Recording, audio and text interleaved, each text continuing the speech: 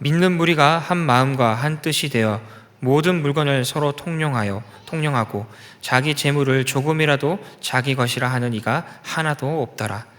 사도들이 큰 권능으로 주 예수의 부활을 증언하니 무리가 큰 은혜를 받아 그 중에 가난한 사람이 없으니 이는 밭과 집 있는 자는 팔아 그 판 것의 값을 가져다가 사도들의 발 앞에 두매 그들이 각 사람의 필요를 따라 나누어 줌이라. 그브로에서 난 레이족 사람이 있으니 이름은 요셉이라. 사도들이 일컬어 바나바라, 번역하면 위로의 아들이라 하니 함께 읽겠습니다. 그가 밭이 있음에 팔아 그 값을 가지고 사도들의 발 앞에 두니라. 아멘. 이것은 살아계신 하나님의 말씀입니다.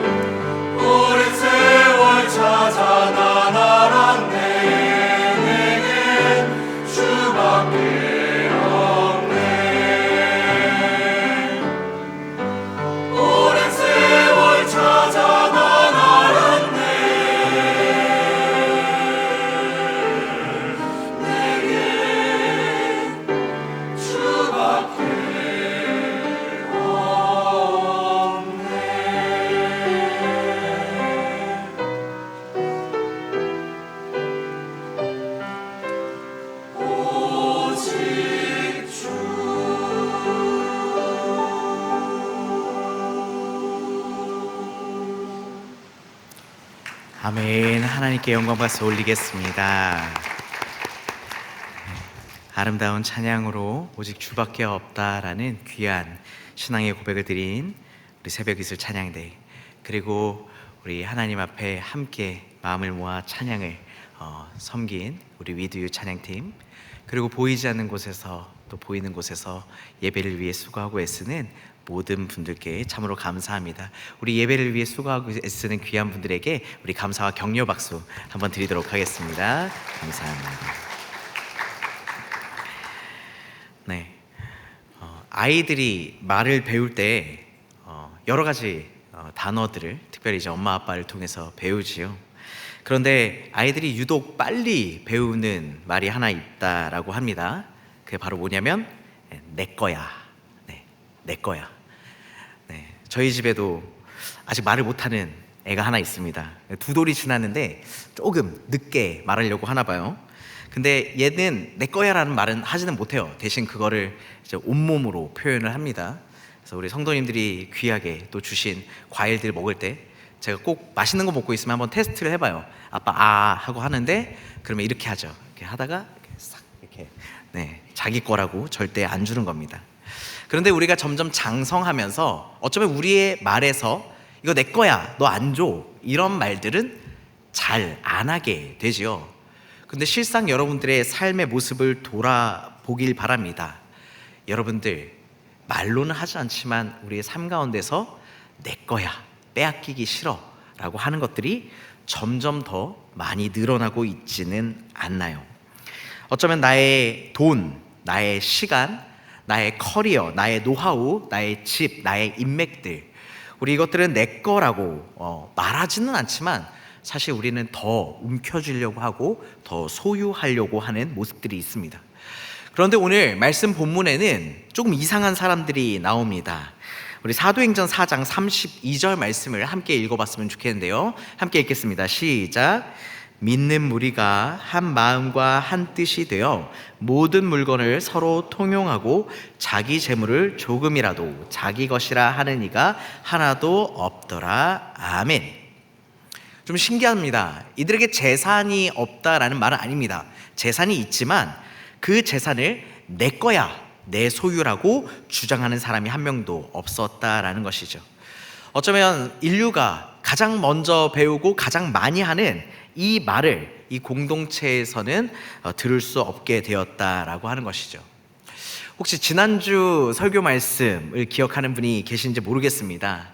우리 베드로와 요한이 예수 그리스도의 이름을 복음을 선포했을 때 그들이 사내들인 공의회에 끌려가서 예수의 이름으로 복음을 전하지 말라라고 위협받고 핍박받았죠.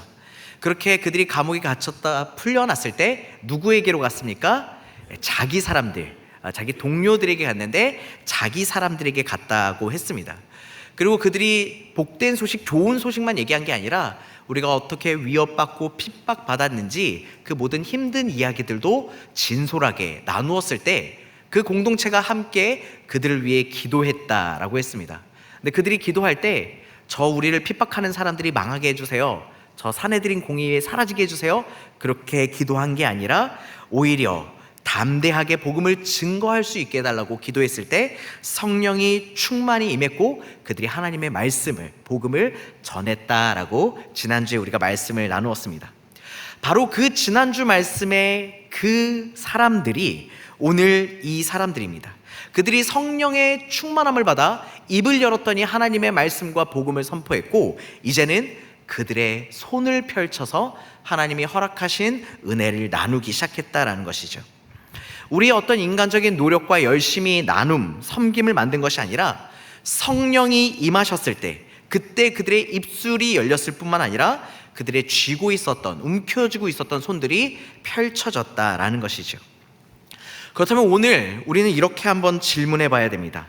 그 성령이 2000년 전 초대교회에 임했던 그 성령이 오늘도 살아계시고 오늘도 우리에게 임하셨다면 왜 우리의 손은 아직도 이 세상 것들을 꽉 움켜쥐고 놓지 않는 것인가? 무엇이 우리로 하여금 내 거야 라는 하는 말을 계속적으로 붙들게 하고 있는가? 그리고 이 움켜쥐고 있는 붙드는 우리의 손을 펴게 만드는 것은 무엇인지 오늘 말씀을 통해서 우리 한 절씩 함께 살펴보길 원합니다. 우리 다시 한번 사도행전 4장 32절을 읽을 때 우리 상반절 말씀을 한 목소리로 읽어보도록 하겠습니다. 시작. 믿는 무리가 한 마음과 한 뜻이 되어 아멘. 두 가지가 나옵니다. 하나는 마음이고 하나는 뜻이죠. 그런데 이 한 마음과 한 뜻이라는 단어가 좀 우리에게 익숙하게 들리는 것 같습니다. 우리가 구약성경 신명기의 쉐마 말씀에서 찾아볼 수 있는데요. 우리 신명기 6장 5절 말씀 한 목소리로 함께 읽겠습니다. 시작. 너는 마음을 다하고 뜻을 다하고 힘을 다하여 내 하나님 여호와를 사랑하라. 아멘. 오늘 우리가 이 신명기에서 읽은 이 마음과 뜻이 사도행전 4장 32절에서 한 마음과 한 뜻과 동일한 단어이죠. 근데 오늘 누가는 지금 의도적으로 이 쉐마의 말씀의 단어들을 가지고 오고 있습니다. 왜냐하면 마음과 뜻을 다해 하나님을 사랑하는 백성이 성령 안에서 이루어지는 놀라운 현장을 보여주고 싶었기 때문이죠. 그리고 오늘 이 말씀에 이 한 마음과 한 뜻이 되는 사람들은 누구입니까? 바로 여기서 믿는 무리라고 이야기하고 있습니다. 이 사람들을 묶은 것은 어떤 혈연이나 지연, 학연, 어떤 세대, 어떤 문화도 아니었습니다. 그들 가운데에는 갈릴리 출신의 어부들도 있었고요. 이 예루살렘 성전에서, 이 예루살렘 성 안에서 나고 자란 토박이들도 있었습니다. 그리고는 저 구브로라고 하는 멀리 떨어져 있는 섬에서 온 사람들도 있었지요. 서로 문화도 다르고 삶의 형태도 다르고 언어도 달랐습니다. 하지만 그런 그들을 묶는 단 한 가지가 무엇이었냐면 믿음이었다라고 하는 것이죠. 여러분, 이것이 교회이고 이것이 예수 공동체입니다. 그리고 우리 두드림 공동체도 동일하죠. 어쩌면 이 자리에 모이신 우리 청년들, 우리 성도님들의 삶의 모습은 다 다를 겁니다. 삶의 시간표도 다르고요, 또 어떤 재정적인 상황도 다르고 갖고 있는 고민의 결도 다를 수 있습니다. 하지만 우리가 이 한 예배의 자리에 모일 수 있는 이유는 무엇입니까? 세상의 눈으로 봤을 때 전혀 모일 이유가 없는 우리가 하나로 묶여 있는 이유는 바로 예수 그리스도를, 우리가 그 한 분을 믿기 때문이죠. 그렇기 때문에 본문에서 말하는 하나됨은 우리의 어떤 인간적인 노력이나 어떤 구조 때문이 아니라 성령께서 주시는 선물이다라는 것이죠. 우리가 마음을 모아서 성령이 오신 것이 아니라 성령이 우리에게 임하셨기 때문에 우리의 마음이 모이고 우리가 이 한 자리에 모일 수 있다라는 것입니다. 그리고 본문은 여기서 한 걸음 더 나아가 이야기합니다. 이렇게 한 마음으로 모인 사람들, 그들에게 어떤 일이 일어났을까요? 우리 사도행전 4장 32절의 하반절 말씀을 함께 읽어보겠습니다. 시작.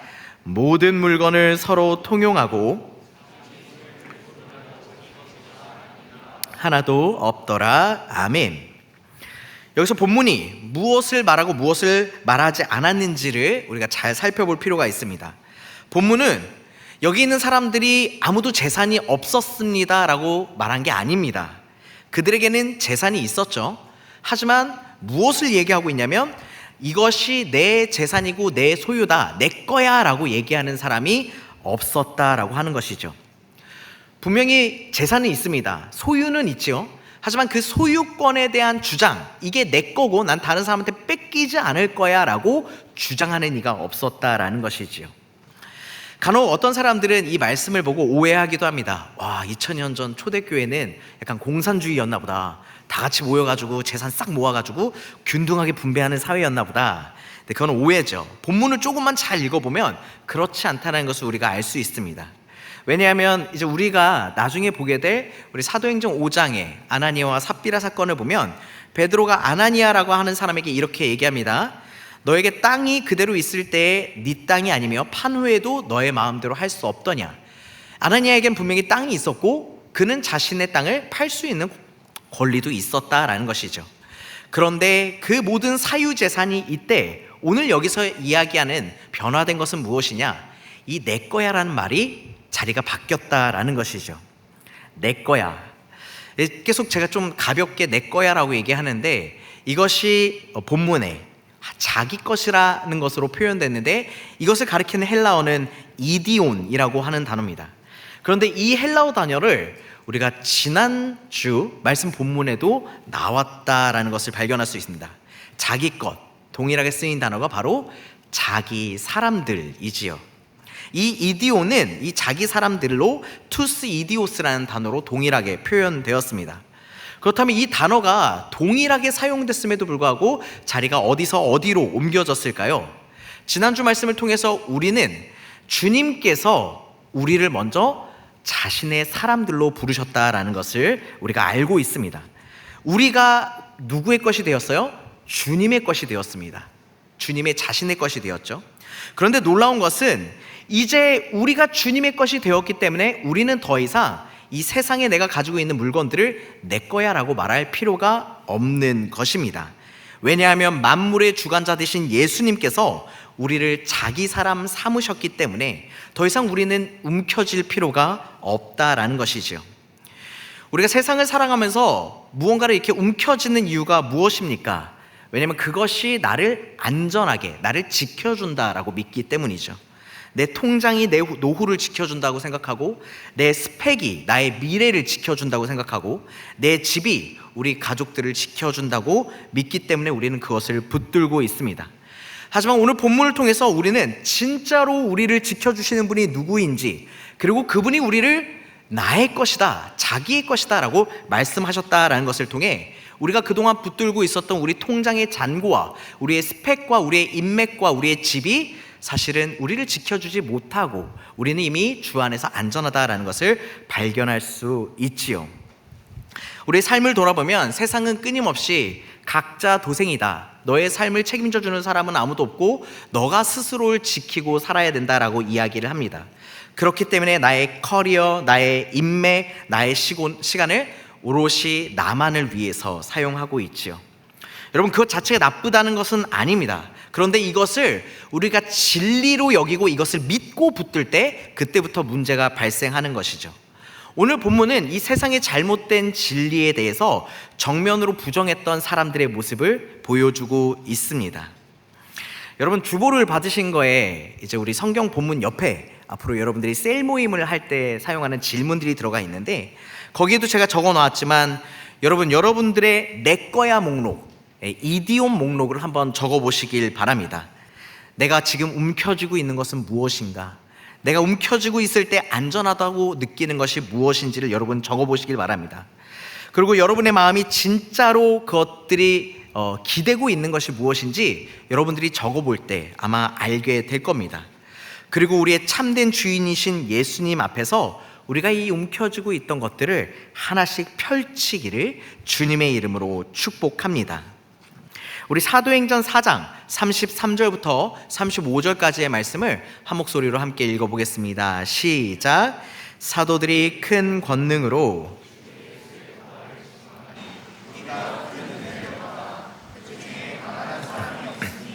이는 밭과 집 있는 자는 팔아 그 판 것의 값을 가져다가 사도들의 발 앞에 두매 그들이 각 사람의 필요를 따라 나누어 줌이라. 아멘. 이 본문의 구조를 좀 살펴보길 원하는데요, 우리가 32절에서 나눔에 대한 이야기를 했죠. 그리고 이어서 우리가 오늘 읽은 34절과 35절에서도 그들이 어떻게 나눔을 실천했는지가 기록되어 있습니다. 그런데 뜬금없이 33절에 부활의 증언에 대한 이야기가 나오고 있습니다. 어찌 보면 좀 생뚱맞습니다. 나눔, 부활, 그리고 나눔. 마치 샌드위치에 빵 사이에 참치가 껴있듯이, 제가 참치를 좋아해서 참치가 껴있듯이 이렇게 부활이 중간에 들어가 있죠. 근데 재미있는 게 그렇게 중간에 껴있는 것이 이제 참치일 때 우리는 그 샌드위치를 뭐라고 불러요? 참치 샌드위치라고 부르잖아요. 이것이 중요합니다.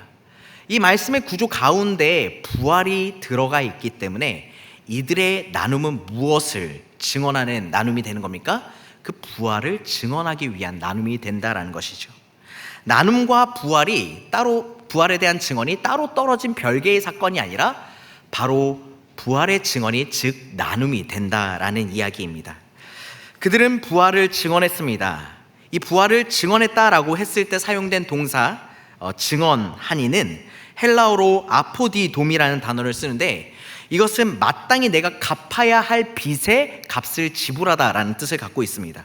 빚을 갚거나 세금을 내거나 품삯을 갚을 때 쓰는 말인데요, 사도들에게 있어서 이 부활을 증언하는 것은 그들이 그냥 취미로 아니면 생각날 때 해도 되는 것이 아니라 마땅히 빚을 갚아야 하듯이 반드시 해야 되는 일이었다라는 것이죠. 부활을 보고 듣고 믿고 경험한 사람은 그 소식에 빚을 진 자로서 그것을 말해야 될 책임이 있었습니다. 그리고 그들이 부활을 증언하자 하나님의 놀라운 은혜가 그들 가운데 임했습니다. 그리고 그 은혜가 이 공동체를 변화시키고 움직였다라는 것이죠. 그러면 이 공동체 가운데 어떤 움직임과 변화가 있었습니까? 그 중에 가난한 사람이 없게 되었다라는 것이죠. 우리 신명기 15장 4절의 말씀을 제가 읽어드리겠습니다. 내가 만일 내 하나님 여호와의 말씀만 듣고 내가 오늘 내게 내리는 그 명령을 다 지켜 행하면 내 하나님 여호와께서 내게 기업으로 주신 땅에서 내가 반드시 복을 받으리니 너희 중에 가난한 자가 없으리라. 아멘.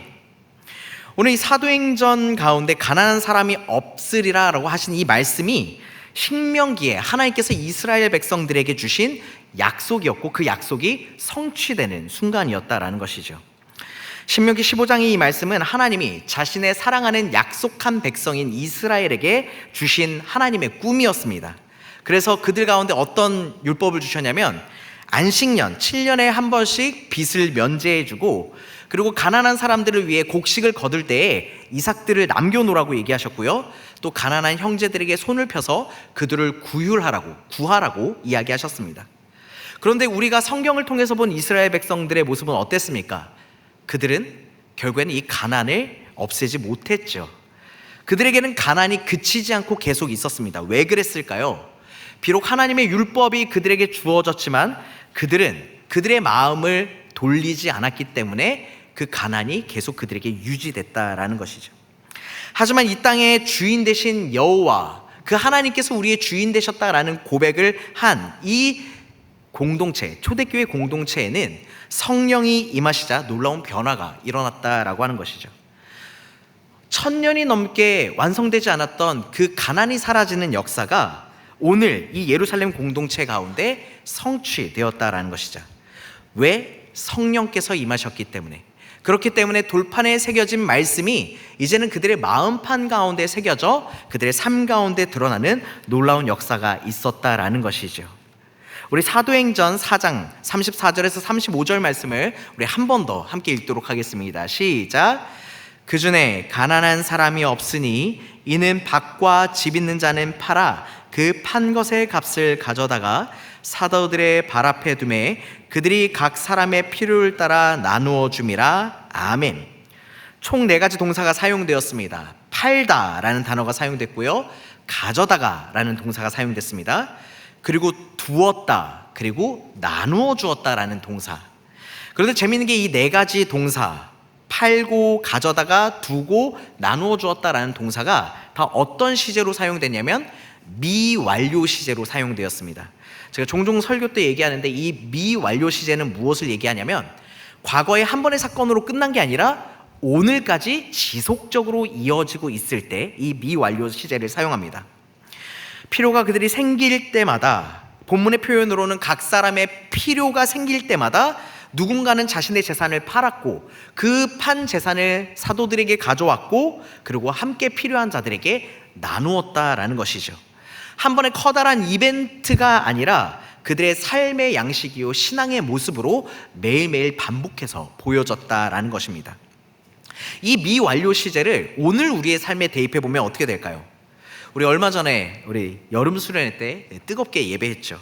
뜨겁게 예배하면서 또 이제 국내 선교를 참여하는 형제 자매들은 그 가운데 선교를 열심히 섬기면서 오늘 진짜 은혜 받았다, 이번에 꼭 참여하기 잘했다, 그리고 끝나는 것이 아니라 그들의 삶의 자리로 돌아가서 혹 셀 모임 중 가운데 소외된 청년이 있다면 그들을 위해 기도하고 그들을 다가가는 그런 모습들, 또한 삶의 자리에서 나를 위해서는 10만원짜리 운동화, 20만원짜리 명품 지갑 이런 것들을 아낌없이 쓰다가 수고하는 우리 임원들이나 셀장 지기들을 위해서는 2,000원짜리 커피 한 잔 대접하는 게 아까워하는 그런 모습들을 내려놓고 일상의 작은 것 가운데 감사와 나눔을 실천하는 모습. 어쩌면 이 2000년 전의 초대교회의 공동체의 이 미완료 시제는 오늘 우리의 삶 가운데에서도 이어져야 되는 것이죠. 하지만 우리의 모습이 그렇지 못할 때가 너무나도 많다라는 것입니다. 그런데 간절히 바라기는 이 나눔이 과거의 믿음의 선배들의 모습이 아니라 오늘의 삶의 모습이 되었을 때 정말로 놀라운 은혜가 일어나게 되는 것이죠. 간절히 바라기는 여러분들이 입술로만 사랑을 외치고 복음을 증언하는 것이 아니라 여러분들의 삶의 모습들을 통해서 주님의 사랑이 여러분 안에 살아있음을 증거하고 전하는 저와 여러분이 되기를 주님의 이름으로 축복합니다. 우리 마지막으로 사도행전 36절에서 37절까지의 말씀을 한 목소리로 읽도록 하겠습니다. 시작. 구브로에서 난 레위족 사람이 있으니 이름은 요셉이라 사도들이 일컬어 바나바라 번역하면 위로의 아들이라 하니 그가 밭이 있음에 팔아 그 값을 가지고 사도들의 발 앞에 두니라. 아멘. 누가는 지금까지 이 초대교회 공동체 하나님을 믿고 그 안에서 부활을 증언하고 그 부활의 증언을 삶의 나눔을 통해서 실천한 이 공동체의 이야기에서 갑자기 한 사람으로 초점을 옮깁니다. 그 사람의 이름은 요셉입니다. 그에게는 별명이 하나 있었는데 바나바라 하는 별명이었습니다. 우리가 함께 본문에서 읽었듯이 이 바나바라고 하는 뜻은 위로의 아들이라는 뜻을 가지고 있죠. 위로라고 하는 단어를 헬라어에서는 파라클레시스라고 부르는데 이 파라클레시스라는 단어는 예수님께서 성령님을 부를 때 사용하셨던 파라클레토스와 같은 뿌리를 두고 있습니다. 위로의 영이 위로가 체질이 된 사람, 그가 바로 바나바였다라는 것이죠. 그런데 보통 우리가 이 본문을 볼 때 바나바의 행동에 집중할 때가 많습니다. 그가 어떻게 했습니까? 자신의 소유를 밭을 팔아서 그걸 가져왔다라고 했죠. 그런데 오늘 우리는 이 행동 뒤에 가려진 이 바나바의 신분에 좀 집중해 보려고 합니다. 바나바는 어떤 사람이었습니까? 본문에 보면 그가 레위족 사람이었다라고 얘기하고 있습니다. 여러분, 레위인은 어떤 사람입니까? 우리 민수기 18장 20절에 대해서 하나님이 레위 지파의 대표인 아론에게 이렇게 말씀하셨습니다. 제가 읽어드리겠습니다. 여호와께서 또 아론에게 이르시되 너는 이스라엘 자손의 땅에 기업도 없겠고 그들 중에 아무 분깃도 없을 것이나 내가 이스라엘 자손 중에 내 분깃이요 내 기업이니라. 아멘. 다른 11지파들은 각자 하나님께서 이 가나안 땅 가운데 허락하신 땅, 기업이 있었습니다. 그런데 유독 이 레위 지파만큼은 기업이 없었습니다. 그런데 더 귀한 기업을 받았죠. 바로 여호와가 너의 기업이다. 하나님께서 기업이 되신 족속이 바로 레위인들이었습니다. 물론 이 바나바는 그 레위인의 자손이었지만 저 먼 이방 땅 구브로라고 하는 섬에 살고 있었던 흩어진 유대인 디아스포라였습니다. 그렇기 때문에 어쩌면 그가 밭을 가지고 살아가는 것은 그의 생계에 있어서 굉장히 중요한 문제였을 겁니다. 그런데 보십시오. 여호와가 기업인 족속이 다른 기업을 가지고 있는 것, 약간 모순되지 않습니까? 그래서 이 바나바가 자신의 밭을, 자신의 이 땅 가운데에서의 기업을 팔아 사도들 앞에 두는 것은 사실상 하나님께서 말씀하신 그 명령으로 돌아오는 것이었습니다. 그들의 고향으로의 회기였고 귀향이었다라는 것이죠. 밭이 그들의 실제적인 기업이 아니라 본래의 기업인 여호와가 나의 기업임인 그 정체성을 회복하는 자리였다라고 하는 것이죠. 그런데 이 레위인의 정체성이 오늘 바나바를 가리키는 것만은 아닙니다. 우리 베드로전서 2장 9절 말씀, 베드로전서 2장 9절 말씀을 한 목소리로 함께 읽겠습니다. 시작. 그러나 너희는 택하신 족속이요 왕같은 제사장들이요 거룩한 나라요 그의 소유가 된 백성이니 이는 너희를 어두운 데서 불러내어 그의 기이한 빛에 들어가게 하신 이의 아름다운 덕을 선포하게 하려 하심이라. 아멘. 오늘 베드로전서 2장 9절 말씀은 여러분을 뭐라고 얘기하고 있습니까? 여러분을 왕같은 제사장이라고 얘기하고 있습니다. 제사장 될 수 있는 족속은 오직 레위인들이었죠. 그리스도 안에서 우리는 모두 레위인인 줄로 믿습니다. 아멘. 아멘. 여호와가 우리의 기업된 사람들로 우리는 이 땅 가운데 살고 있습니다. 여러분, 여러분들의 통장 잔고가 또는 여러분들의 집이 혹은 여러분들의 커리어나 여러분의 능력이 여러분의 기업이 아니라 오직 우리를 지으시고 우리를 구원하신 그 하나님께서 우리의 기업 되신 줄 믿으시는 저와 여러분이 되기를 주님의 이름으로 축복합니다. 그렇기 때문에 오늘 이 바나바의 이야기가 오늘 천년이 더 흐른 지금의 이 시대 우리의 이야기가 되는 것이죠. 그렇기 때문에 그 발 앞에 두니라라고 했던 바나바의 행동이 오늘 우리의 삶에서도 이루어져야 됩니다. 그러면 내가 갖고 있는, 사실 우리 엄마 아빠 집이고 저는 별로 돈이 없는데요, 이거라도 드려야 되나요? 이런 게 아니라 사실은 내가 가지고 있다라고 생각하고 있었던 그 이디엄 목록들을 이제는 그 모든 권리를 하나님 앞에 내려놓고 포기하는 것, 그리하여 하나님, 내가 여기 있사오니 나를 사용해 달라고 고백하는 것이 오늘 우리가 해야 할, 주님 앞에 드려야 할 우리의 기업이지요. 그런데 여기서 조심해야 되는 게 있습니다. 조금 전에 말씀드린 것처럼 자, 그럼 우리도 바나바처럼 우리의 모든 것을 드려 헌신하자. 우리는 이것을 조심해야 됩니다. 여러분, 이 바나바의 이야기의 절정은 이 바나바가 재산을 팔아서 드렸다라는 것으로 끝나서는 안 됩니다. 그러면 그 너머에 있는 것이 있다라는 것이죠. 바나바의 이 행동이 가리키고 있는 것, 그 마지막 표지판은 무엇입니까? 바로 예수 그리스도라는 것이죠.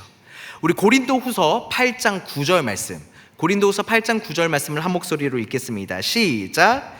우리 주 예수 그리스도의 은혜를 너희가 알거니와 부유하신 이로써 너희를 위하여 가난하게 되심은 그의 가난함으로 말미암아 너희를 부유하게 하려 하심이라. 아멘. 부유하신 분이 가난하게 되셨다. 여기서 가난으로 사용된 단어 앱토큐세는 그냥 단순히 가지고 있던 재산이 좀 줄어들었다라는 얘기를 하는 게 아니라 완전히 재산이 사라져 거지가 되었다라는 말에 가까운 아주 강력한 단어죠. 하나님의 영광을, 그 보좌 위에 계시던 분이 이 땅 가운데 오셔서 구유에 누이셨습니다. 만물이 그로 말미암아 지어졌는데 그분은 머리 둘 곳 하나 없는 인생을 사셨죠. 그리고 마지막에는 어떻게 되셨습니까? 그나마 가지고 있던 옷 한 벌마저도 빼앗기고 십자가 가운데 자신의 생명을 내어 놓으셨죠. 오늘 바나바가 자신의 기업이라고 생각했던 밭을 내어드리는 것이 보여주는 것은 무엇입니까? 우리의 구원자 되신, 우리의 구주 되신 예수 그리스도께서 자신의 생명을 내어드려 우리를 위해 가난해지셨을 때 그것을 통해 하나님께서는 우리를 부요하게 하셨다라는 사건을 보여주는 사건입니다. 그 모든 것들을 예수님께서 먼저 나누셨기 때문에, 그렇기 때문에 바나바도 자신의 것을 내어드릴 수 있는 것이었죠. 간절히 바라기는 여러분들이 그 예수 그리스도를 닮은 인생 살길 원합니다.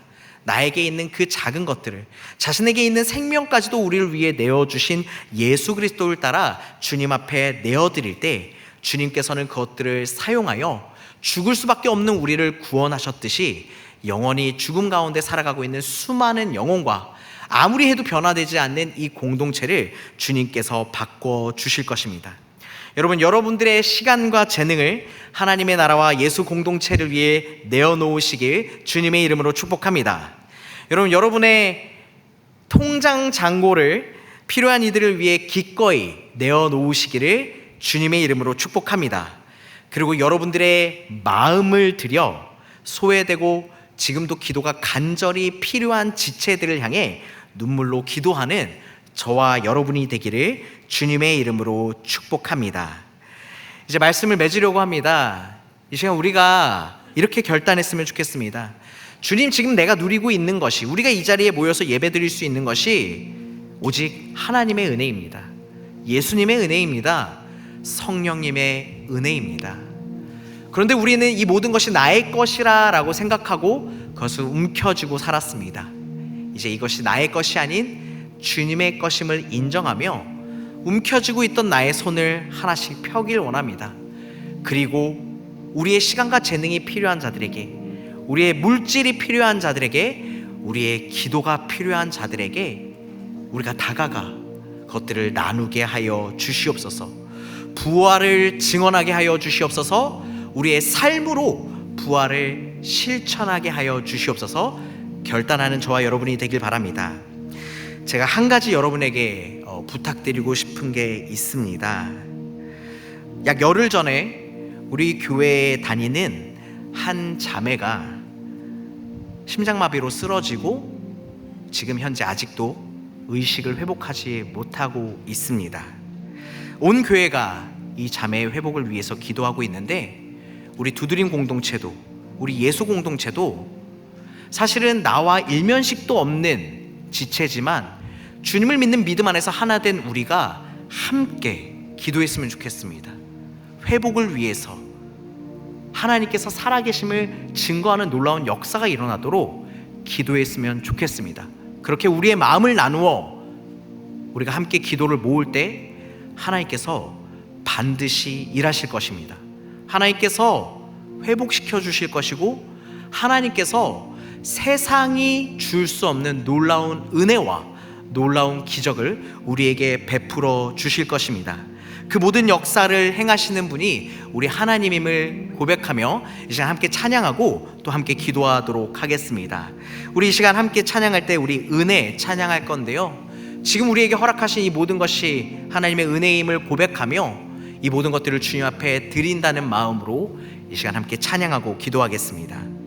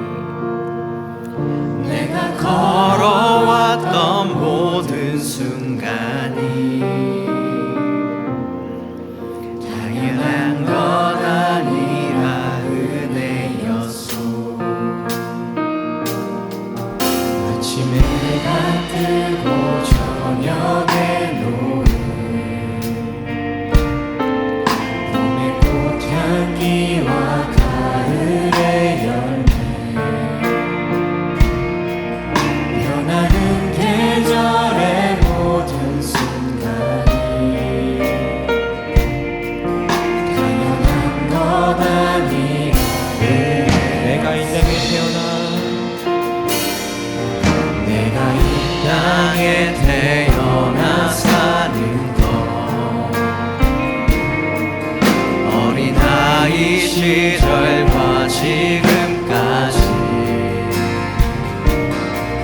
숨을 쉬며 살며 꿈을 꾸는 삶,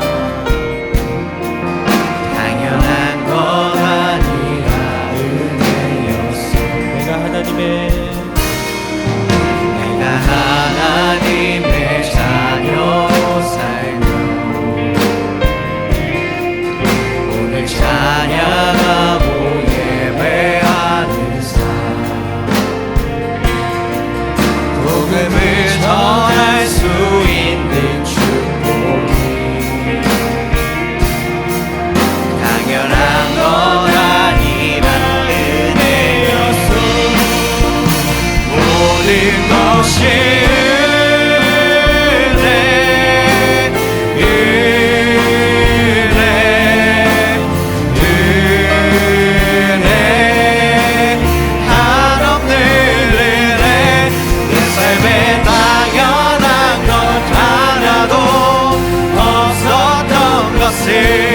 모든 것이 은혜, 은혜였소.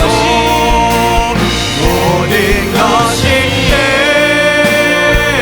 은혜,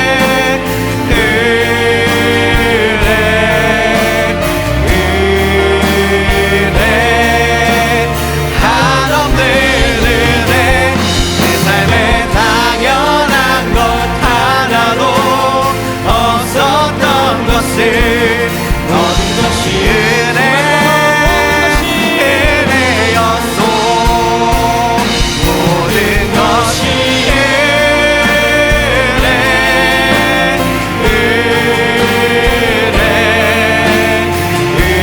은혜, 은혜, 한없는 은혜.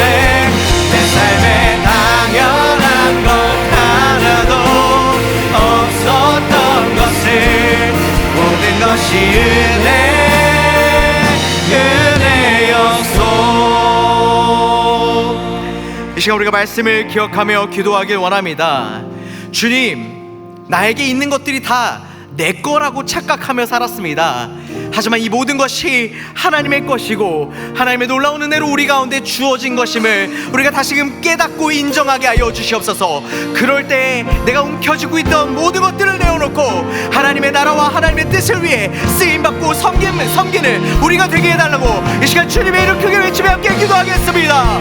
주여!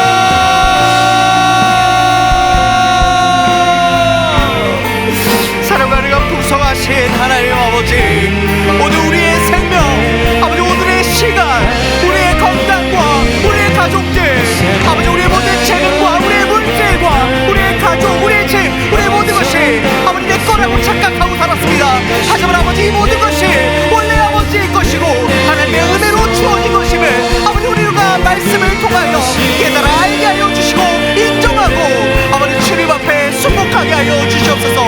그럴 때 아버지 이 모든 것들을 내가 움켜쥐고 있던 것들을 주님 앞에 하나하나 놓게 하여 주시옵소서. 나의 손이 펴질 때 아버지 입술로만 선포되었던 그 부활의 증언의 말씀들이 이제는 우리의 삶을 통하여 전달되게 하여 주시고 나누어질 때 하나님의 살아계심이 아버지 우리의 삶을 통하여 주거든을 놀라운 역사를 또는 죄를 붙들어 주게 하여 주시옵소서.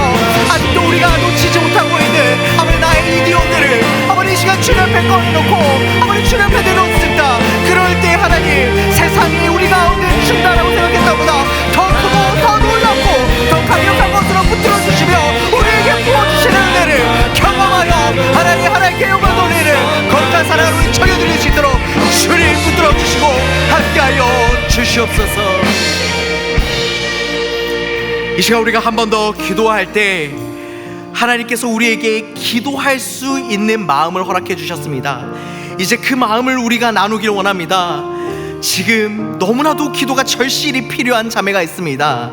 우리 사랑하는 전규현 자매를 하나님 붙들어 주셔서 아버지 의식이 회복되게 하여 주시고 이전부터 더욱 건강한 몸으로 회복되어 부활하시고 회복해 하시는 하나님을 경험하게 해달라고 이 시간 규현 자매를 위해서 주님의 이름 크게 외치며 기도합니다.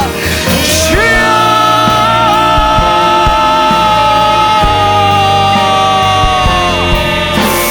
생명의 주관자 되시는 하나님 아버지, 하나님께서 살아계시는 귀한 날 규현자매를 기도합니다. 주님 이 시간 우리의 전심을 나누어 우리의 생명을 나누어 기도하기를 원하오니 주님 아버지 들으시고 응답하여 주사 아버지 의식이 회복되게 하여 주시며 아버지 그의 모든 육체가 아버지 정상적으로 회복되어 아버지 하나님의 살아계심을 아버지 보여주는 놀라운 기적의 증거가 되게 하여 주시옵소서. 아버지를 위해 눈물로 기도하고 있는 수많은 주의 백성들이 있습니다. 아버지 우리의 기도를 들으시고 역사하여 주시며 아버지 제발 살려주시옵소서. 아버지 그 가정을 회복시켜 주시옵소서. 그럴 때 죽은 이를 부활하게 하시는 그 하나님의 놀라운 역사가 아버지 그 가정을 변화시키시며 아버지 우리 공동체를 변화시키며 아버지 하나님의 살아계심을 주하는 놀라운 부활의 증언이 될 것입니다. 주님 우리가 그 주님을 믿고 바라며 기도하오니 주님 우리의 모아진 기도를 받으시고 아버지 이것들을 통하여 하나님의 생명을 아버지 우리를 통하여 있을 수 있도록 주님 붙들어 주시고 함께하여 주시옵소서. 누구보다 강하고 부유하시나 우리를 위하여 가난해지신 예수님, 이 시간 우리가 움켜쥐고 있는 것들을 봅니다. 우리의 재물들, 우리의 재능들, 우리의 시간들, 우리의 삶의 모습들, 그리고 우리의 기도까지도 주님 이 모든 것이 나의 것이라 착각하고 살았습니다. 하지만 주님 이 모든 것이 주님의 것이며 아버지의 것임을 인정하게 하여 주시옵소서. 이제 움켜잡았던 손을 펴니다. 그것들이 나누어질 때 부활의 증언이 되게 하여 주시고 죽은 자를 살리시는 그 하나님의 능력을 보게 하여 주시옵소서.